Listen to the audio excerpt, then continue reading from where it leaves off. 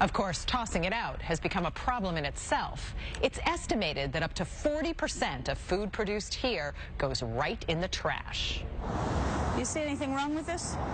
No. It's actually, I'd call it a pretty close to perfect eggplant. I'm not going to take any of this because it's white bread. You can be that picky? Oh, yes. I can be as picky as anybody else. And Janet Kalish can afford to be. There's a huge beet. You can't beat it. She's no vagrant. Kalish is a New York City high school teacher who got fed up with seeing supermarkets toss out good food. So for the past 8 years, she's been doing her shopping on the streets. 90% of what I eat is rescued food. Is food that comes from the garbage. That's right. And the pickings are anything but slim. You'll be impressed, I think, with these loaves. Oh, my goodness. There's nothing wrong with this. It's actually still warm. No. Even in a down economy, food is apparently still cheap and plentiful enough to waste. According to the Natural Resources Defense Council, Americans throw away $165 billion worth of food every year. That's about 20 pounds per person every month. And then there's the food that doesn't even make it to stores or homes. On farms across the country, tons of perfectly good produce is routinely plowed under. There are a number of reasons why crops are left in the field, but most often it's just that the farmer is a victim of his or her own success. They grow just a little bit too much, or sometimes it grows just too big for the box.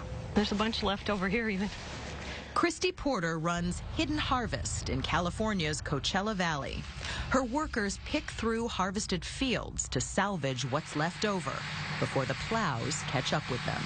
Many times we've eaten dirt behind the plow in order to get the produce harvested. The rescued veggies are given away to local communities, like this retirement village, where they wait in line for food that otherwise would have gone to waste. Green beans just picked this morning. And this recovery effort is really small potatoes, so to speak, compared to this one. The top shelf is 2 points, everything else is 1 point. Figs are free.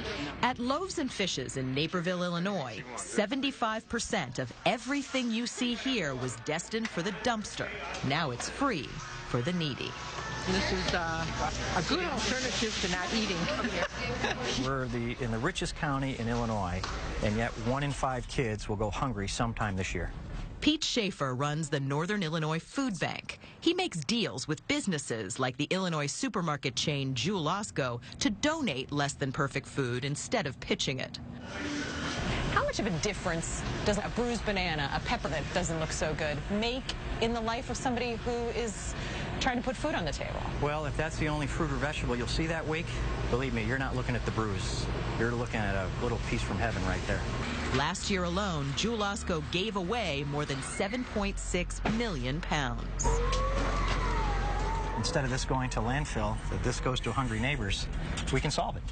You honestly think we can solve it? Absolutely. We can absolutely. There's not a shortage of food in Illinois or America. There's not a shortage of funds. It's just bringing the community together, getting them focused on the issue, and igniting them. And we can solve it. Happy Thanksgiving. See you. Bye. So think about this while you're wrestling over the wishbone. In a world where just about everything's disposable, some things may be worth saving. Nice, huh?